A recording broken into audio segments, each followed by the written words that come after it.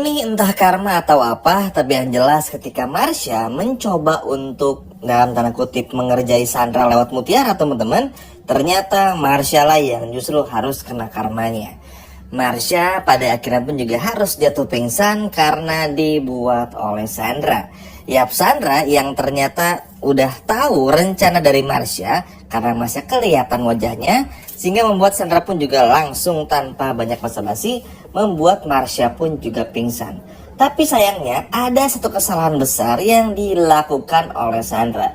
Jadi Sandra ini malah mengunci Marsha di sebuah tempat yang sempit dan pengap, sehingga membuat Marsha yang tadinya tuh nggak terlalu pingsan-pingsan banget, akhirnya pingsan karena kehabisan oksigen dengan ruangan yang begitu sempit.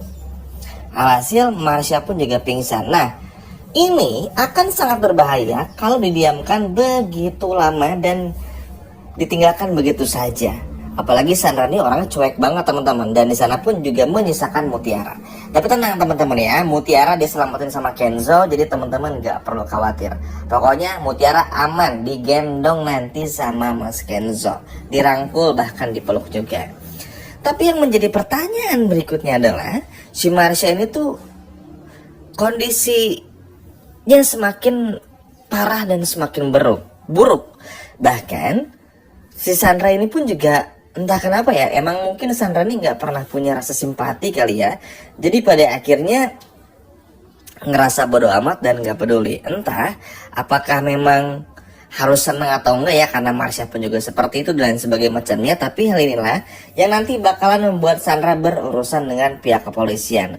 Entah karakter Marsha ini tuh bakal dibikin meninggal dunia atau enggak, tapi yang jelas Marsha ini dalam kondisi yang sangat kritis teman-teman. Jadi udah kehilangan banyak oksigen, bahkan Marsha pun juga sempat bilang kata-kata terakhir kepada Dikta.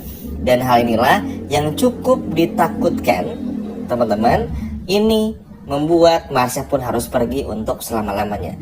Sebetulnya agak cukup disayangkan melihat bagaimana Marsha yang sikapnya sangat buruk di episode kemarin.